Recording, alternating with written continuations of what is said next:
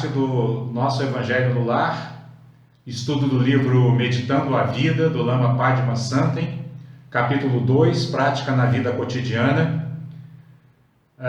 O item de hoje vai ser o item Generosidade, onde o Lama diz o seguinte: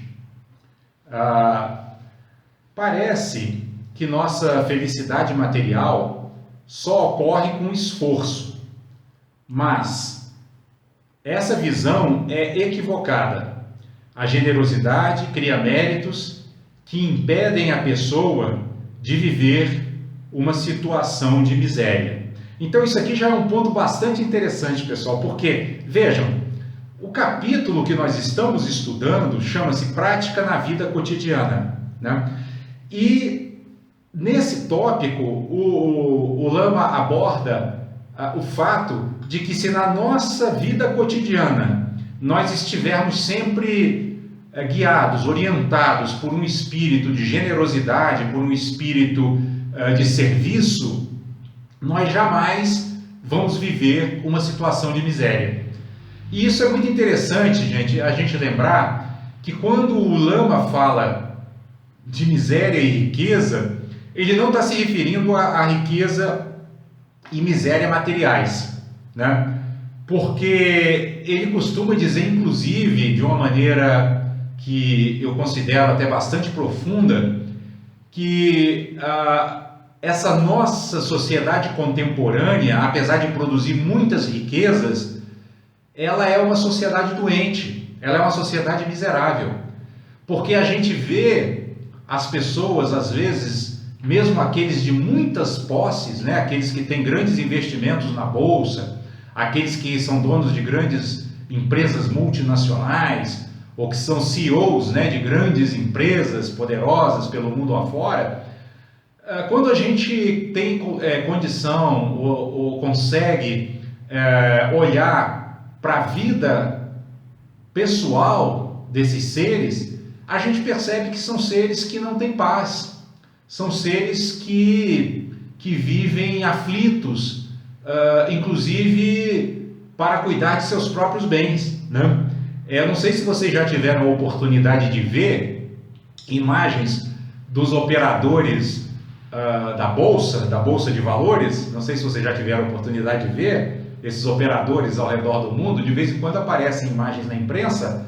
Aquela sala onde eles ficam, aqueles espaços que eles habitam, parece uma verdadeira máquina de fazer louco, né? Você vê todo mundo ansioso, todo mundo apressado, parece assim um clima de grande estresse. Então, quando o Lama fala sobre riqueza e miséria aqui, ele não está se referindo a posses materiais ou falta delas, porque a pessoa pode não ter as posses materiais e ser rica dos bens naturais, né? Que bens naturais? Pode ser uma pessoa saudável, a pessoa pode ter acesso à água, ao alimento, a alimentos saudáveis, pode ter uma vida relativamente tranquila. Um exemplo disso, por exemplo, são os índios, né? Se a gente olhar para os índios, quando eles estão no seu habitat natural e vivendo de acordo com os referenciais das suas culturas, eles vivem com muita harmonia entre os membros da tribo, né? Tudo é distribuído, tudo é dividido, né? Há um senso de comunidade muito forte. E eles não têm aquela aflição que nós, ditos civilizados, temos, né? Porque a gente acumula nossos bens, e aí por acumularmos bens nós precisamos guardar, né? Precisamos protegê-los, né? Então a gente guarda nosso dinheiro no banco, a gente coloca uma tranca na porta da nossa casa, né? A gente vive sempre de uma certa maneira um pouco sobressaltado e preocupado com o fato de que a qualquer momento nós podemos perder os nossos bens. As populações indígenas não têm esse problema, né? E como eles vivem num espírito assim de comunidade, eles caçam, né? Saem lá os guerreiros, caçam, trazem a comida, dividem com toda a tribo e no dia seguinte saem de novo para caçar e adquirir comida para o dia seguinte. Ou seja, nesse aspecto, eles vivem de uma maneira bem evangélica, né? Porque Jesus diz, a cada dia o seu cuidado. Então eles vivem o cuidado de cada dia, eles não procuram acumular preocupados com o futuro. Eles sabem que a floresta, o meio ambiente, vai lhes fornecer aquilo que eles precisarem a cada dia. Então é importante que a gente tenha em mente essa ideia de que quando nós falamos de riqueza e miséria nesse contexto dos ensinamentos espirituais, não apenas budistas, mas também evangélicos, estamos falando de um outro tipo de riqueza, dessa riqueza que eu agora exemplifiquei com a vida dessas aldeias indígenas, né? E aí o Lama segue dizendo, se a pessoa se acha miserável e acredita que não tem nada para oferecer, assim é. A situação melhora imediatamente quando ela oferece algo, nem que seja um sorriso, um olhar de carinho. No entanto, se a atitude mental é de avidez, há um poço sem fundo, a pessoa sempre se sentirá miserável. Por que ele fala isso, pessoal? Porque a avidez, a definição dela é exatamente estar querendo sempre mais, sempre mais, sempre mais, sempre mais. E o que a gente aprende na própria religião budista, né? Quando eles mostram a representação figurada do desejo, eles mostram um bêbado que vai tomando uma garrafa atrás da outra, né, de bebidas alcoólicas, né? Ele nunca se sacia, né? A avidez é assim, por isso que o Lama diz que é um poço sem fundo. Quando nós temos avidez dentro de nós, né, a gente nunca se sente satisfeito, e aí surge um sofrimento que nunca se acaba, que é uma insatisfação permanente. Nós nunca estamos satisfeitos. A gente vê pessoas assim, pessoas que são muito ricas, pessoas que têm, entre aspas, tudo aquilo que esse mundo material pode nos oferecer, mas que demonstram estar sempre querendo mais, sempre achando que está faltando algo. Essa sensação de estar faltando algo é que é a verdadeira pobreza do ponto de vista espiritual. Por outro lado, a gente tem pessoas que, como Jesus, né, que dizia que ele não tem nenhuma pedra para repousar a sua cabeça, mas que estava plenamente satisfeito, a quem nada faltava. Por quê? Porque não havia avidez. Ele tinha superado esse obscurecimento mental dentro dele, porque era um ser iluminado, né? E aí o Lama continua dizendo assim, com esse sentimento de carência, a pessoa só vê o que falta. A avidez independe do quanto temos, é uma atitude mental. Quem vive na pobreza, mas é generoso, não se sente pobre, sempre tem algo a oferecer. Eu não sei se vocês têm acompanhado na imprensa agora, nesses tempos de coronavírus, tem se mostrado muitos exemplos de pessoas extremamente pobres, que vivem naquelas comunidades, por exemplo, nas favelas do Rio de Janeiro, e que estão se desdobrando para ajudar seus outros companheiros ali, que seus vizinhos ou as pessoas da comunidade, a se cuidarem diante dessa pandemia que está nos afetando. São pessoas que, do ponto de vista material, nós diríamos assim, eles não têm nada, mas eles estão oferecendo algo, então com certeza em seu interior eles se sentem plenos, eles se sentem felizes, e a gente vê isso no rosto deles. A gente vê isso quando eles são entrevistados e dão entrevistas. Tem uma alegria ali, que é a alegria de ajudar o outro. Então eles são exemplos vivos de que a generosidade não depende das posses materiais que nós temos, mas depende disso que o Lama está falando aqui, de uma atitude mental de oferecimento. Essa atitude mental de oferecimento é o que nos liberta da avidez, né? E nos faz superar a carência de forma definitiva.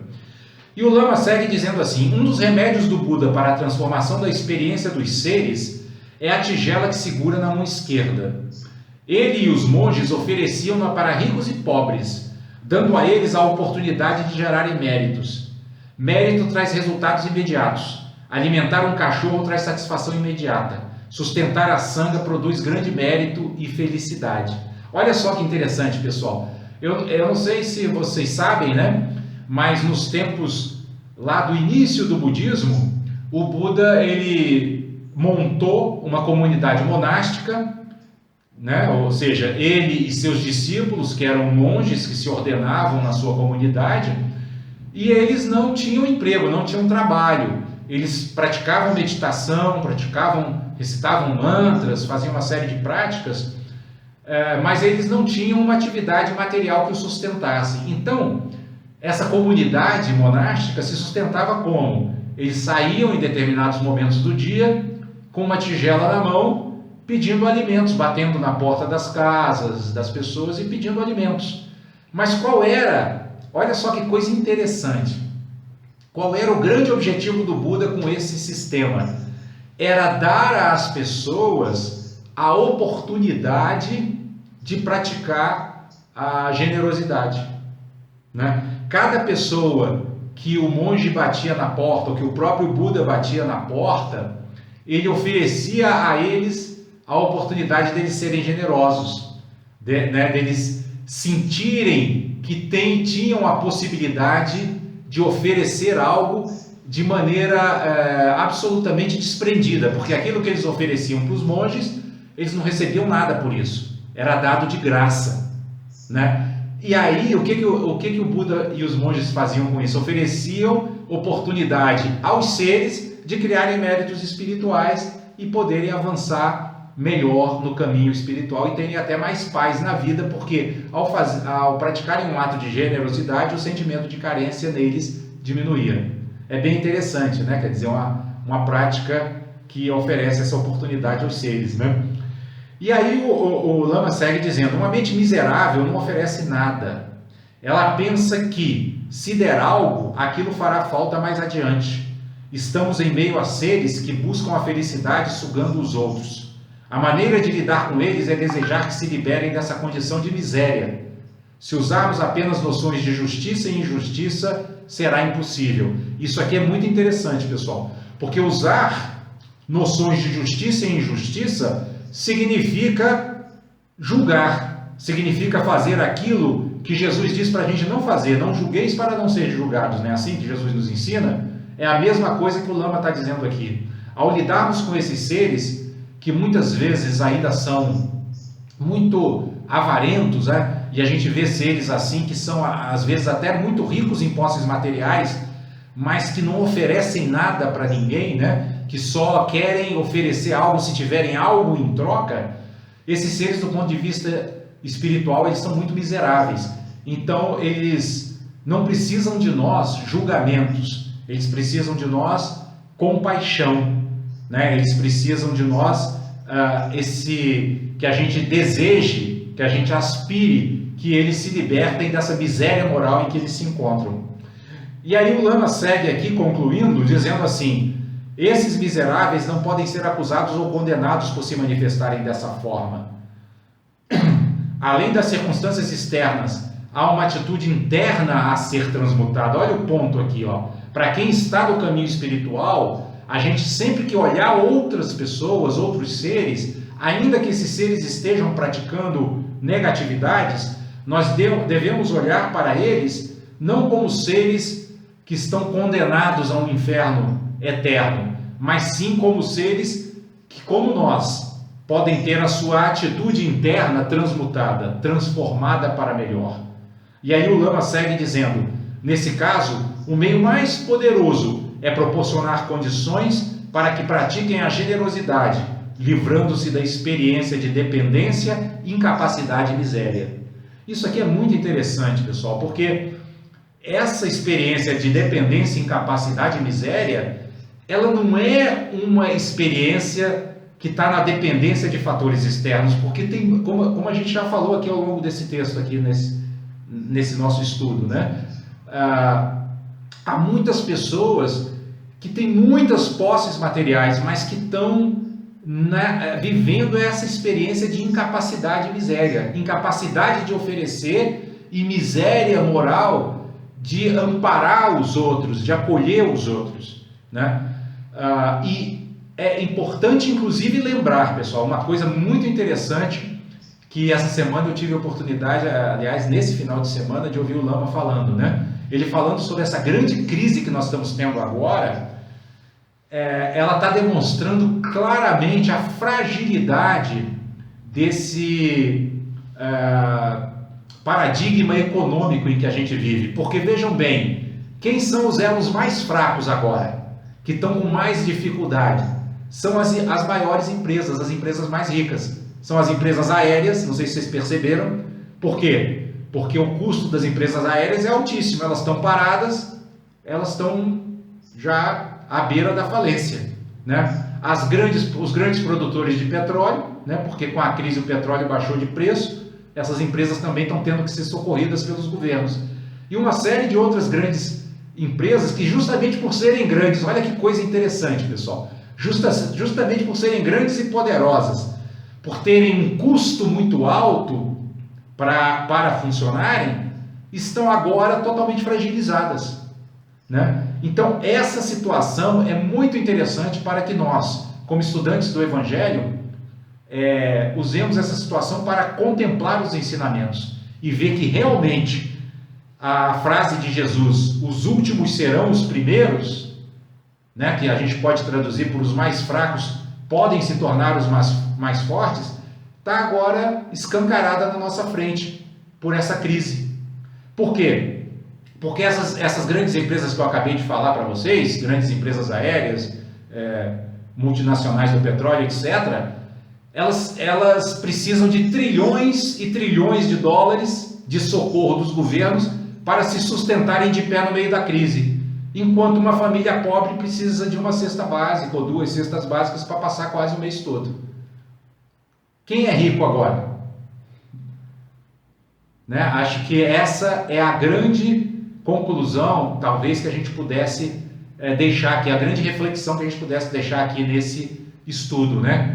Quem é rico agora, né? Quem agora está melhor equipado para lidar com essa situação crítica que nós estamos vivendo por causa do coronavírus? E a resposta é muito fácil, né, pessoal? São justamente os mais simples, aqueles que menos necessitam. Então, aproveitemos essa oportunidade para cultivar, sobretudo, a simplicidade. Quanto mais nós simplificarmos nossas vidas, melhor nós enfrentaremos as dificuldades e melhor também nós viveremos nos tempos de bonança. Porque a simplicidade, como uma virtude cristã, ela vale para qualquer época. Ela é atemporal, ela é eterna. Ela resolve o nosso problema em qualquer circunstância.